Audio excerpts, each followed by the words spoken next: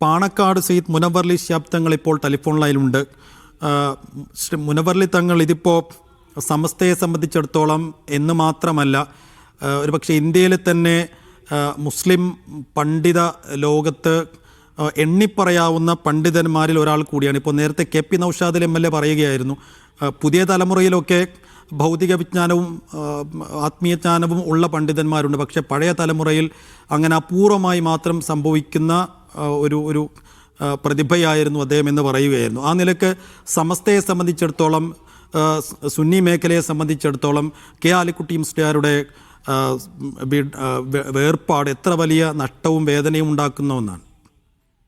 തീർച്ചയായും താങ്കൾ പറഞ്ഞതുപോലെ ഈ ആധുനിക കാലഘട്ടത്തിൽ ഒരു പണ്ഡിതനെ എങ്ങനെ ആയിരിക്കണം എന്നതിനെ കുറിച്ച് വ്യക്തമായ ധാരണയും ആ രീതിയിൽ ജീവിക്കുകയും ചെയ്തിട്ടുള്ള ഒരു മഹാവ്യക്തിത്വമായിരുന്നു അദ്ദേഹം.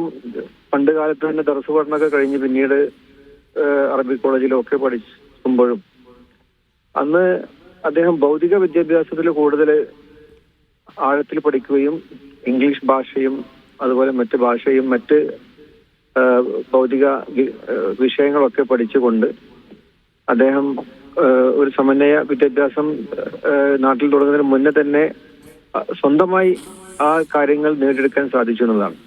അദ്ദേഹത്തിന്റെ കയ്യിൽ എപ്പോഴും ഉണ്ടായിരുന്ന ഒരു പത്രം ഇന്ത്യൻ എക്സ്പ്രസോ ഹിന്ദുവോ ആയിരുന്നു എന്നുള്ളതാണ്. അപ്പോ ഒരു പണ്ഡിതൻ ഒരു മോഡസ്റ്റ് ആയിക്കൊണ്ടും അതുപോലെ തന്നെ ഈ ഒരു മോഡേൺ ലോകത്ത് ഒരു പണ്ഡിതന്റെ ഒരു പ്രസൻസ് അത്ര ഗാംഭീര്യത്തോടു കൂടി കാണിക്കാൻ അദ്ദേഹത്തിന് സാധിച്ചിട്ടുണ്ട്. അത് ലോകവേദികളിൽ അദ്ദേഹത്തിനോടൊപ്പം പല അന്താരാഷ്ട്ര സമ്മേളനങ്ങളിലും ഞാൻ പോയിട്ടുണ്ട്. ലിബിയയിലും മൊറോക്കോയിലും അബുദാബിയിലൊക്കെ പങ്കെടുത്തപ്പോൾ അവിടെ അദ്ദേഹത്തിന് കിട്ടിക്കൊണ്ടിരുന്ന ഒരു സ്വീകാര്യതയും അദ്ദേഹം ആ ഒരു പണ്ഡിത ലോകത്തോട് അഡ്രസ് ചെയ്യാൻ അദ്ദേഹത്തിന് ഉണ്ടായിരുന്ന ഒരു കോൺഫിഡൻസും ആ വിജ്ഞാനത്തിന്റെ ആഴവും വലിയ രീതിയിലായിരുന്നു എന്നുള്ളത് മനസ്സിലാക്കാൻ സാധിച്ചിട്ടുണ്ട്. ഞങ്ങളുടെ പിതാവ് സയ്യിദ് മുഹമ്മദ് ശിഹാബ് തങ്ങൾ ഈജിപ്തില് ഒരു കോൺഫറൻസിന് പിതാവായിരുന്നു പോവേണ്ടിയിരുന്നത്. അപ്പോ അദ്ദേഹം പോകാൻ കഴിയാത്തത് ആലിക്കുട്ടി മുസ്ലിയാരെയാണ് അത് അദ്ദേഹത്തിനെ പ്രതിനിധിയായിക്കൊണ്ട് അയച്ചത്. അപ്പോൾ ദേശീയ തലത്തിലും അദ്ദേഹം ഹജ്ജ് കമ്മിറ്റി ചെയർമാനായിരുന്നു. ആ സമയത്തും ഓൾ ഇന്ത്യ ഹജ്ജ് കമ്മിറ്റിയുടെ മെമ്പറായിരുന്നു. ആ സമയത്തൊക്കെ തന്നെയും മറ്റ് സംസ്ഥാനങ്ങളിലെ പണ്ഡിതന്മാരുമായി യോജിച്ച് മുസ്ലിം സമുദായത്തിന്റെ കാര്യങ്ങളിൽ വളരെയധികം കണിശതയോടുകൂടിയും അവരുടെ വിദ്യാഭ്യാസ മേഖലയിലുള്ള പിന്നോക്കാവസ്ഥയെ പരിഹരിക്കാൻ എങ്ങനെ സാധിക്കുമെന്നതിനെ കുറിച്ചൊക്കെ വ്യക്തമായ രീതിയും വ്യക്തമായ ധാരണയും അതുമായി നടത്തിയ ഒരുപാട് പ്രവർത്തനങ്ങളും എനിക്കൊക്കെ നേരിട്ട് മനസ്സിലാക്കാൻ സാധിച്ചിട്ടുണ്ട്. അതുപോലെ ജാമിയ നൂരിയ പട്ടിക്കാട് അതിന്റെ പ്രിൻസിപ്പൽ ഷെയ്ഖുൽ അസ്ഹർ എന്നാണ്, ഷെയ്ഖുൽ ജാമിയ എന്നാണ് അദ്ദേഹം അറിയപ്പെടാറ്. ജാമ്യയിലേക്ക് വരുന്ന ഒരുപാട് പണ്ഡിതന്മാർ, ഇപ്പൊ കേരളത്തിലേക്ക് ഒരുപാട് വിദേശത്തു നിന്നും കേരളത്തിന് പുറത്തുനിന്നൊക്കെ പണ്ഡിതന്മാർ വരുമ്പോൾ ജാമ്യയിലേക്ക് വരുമ്പോൾ ഈ കേരളത്തിന്റെ ഒരു പണ്ഡിതന്റെ ഒരു പ്രതീകമായിക്കൊണ്ട് അദ്ദേഹത്തെ എല്ലാവരും കണ്ടിരുന്നു എന്നുള്ളതാണ്. അവരോട് കമ്മ്യൂണിക്കേറ്റ് ചെയ്യാനും വിജ്ഞാനത്തിന്റെ ആഴങ്ങളെ കുറിച്ച് പ്രത്യേകിച്ച് ദീനി വിജ്ഞാന മേഖലയിലെ സിലബസുകൾ ഇപ്പം ഇന്ത്യയിൽ ഒരുപാട് അറബി കോളേജുകളുണ്ട്.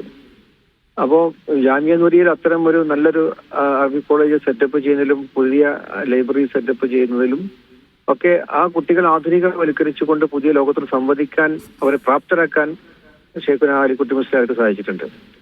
അതുപോലെ സമസ്ത കേരള ജമിയത്തുൽ ഉലമയുടെ ജനറൽ സെക്രട്ടറി ആയിക്കെ തന്നെ അദ്ദേഹം പ്രവർത്തിക്കുമ്പോൾ അദ്ദേഹം അതിന്റെ സാത്വികനായിക്കൊണ്ട് തന്നെ ആ ഒരു പാരമ്പര്യം അഹ്ലു സുന്നത്ത് വൽ ജമാഅത്ത് എന്നുള്ള സുന്നി ആശയം മുറുകെ പിടിച്ചുകൊണ്ട് അതിന്റെ പ്രചാരകരായി അതിന്റെ ആദർശം പറഞ്ഞ് മനസ്സിലാക്കി കൊടുക്കുവാനും ഒരു മോഡസ്റ്റ് ആയിക്കൊണ്ട് ആരെയും നോവിക്കാതെ ആരോടും പ്രകോപിപ്പിക്കാതെ എല്ലാവരെയും ബഹുമാനിച്ചുകൊണ്ട് നല്ല ഒരു സുമനസ്സുള്ള ഒരു വ്യക്തിത്വമായാണ് അദ്ദേഹത്തെ എല്ലാവരും കണ്ടിട്ടുള്ളതും. അതുകൊണ്ട് തന്നെ അദ്ദേഹത്തിന്റെ ആ രോഗശൈലിയിൽ കിടക്കുമ്പോൾ തന്നെ ഒരുപാട് ആളുകൾ പോയി അദ്ദേഹത്തിന് പ്രാർത്ഥിക്കുകയുണ്ടായി. ഞാനും കഴിഞ്ഞ ദിവസമൊക്കെ പോയിരുന്നു. അപ്പോൾ ഒരു പ്രത്യേകിച്ച് നമ്മുടെ പാണക്കാട് കുടുംബത്തോട് അദ്ദേഹം കാണിച്ചിട്ടുള്ള സ്നേഹം ഞങ്ങളുടെ പിതാവ് അസ്മൽ ശിഹാബ് തങ്ങളും ഹൈദർ അലി ശിഹാബ് തങ്ങളും ഉമർ അലി ശിഹാബ് തങ്ങളും ഒക്കെ മരിച്ചുപോയവരോടൊക്കെ വലിയ രീതിയിലുള്ള ബഹുമാനം കാണിച്ചിട്ട് ഇപ്പൊ ജീവിച്ചിരിക്കുന്ന നമ്മുടെ തലമുറയോടും അദ്ദേഹം ഒരുപാട് സീനിയേഴ്സ് ആയിട്ട് പോലും ഞങ്ങൾക്ക് തന്നിട്ടുള്ള ഒരു ബഹുമാനവും സ്നേഹവും അതൊക്കെ ഇപ്പോഴും ഒരിക്കലും മറക്കാൻ കഴിയാത്ത രീതിയിലുള്ള ആത്മബന്ധമായിക്കൊണ്ടാണ് ഞങ്ങൾക്ക് കരുതുന്നത്.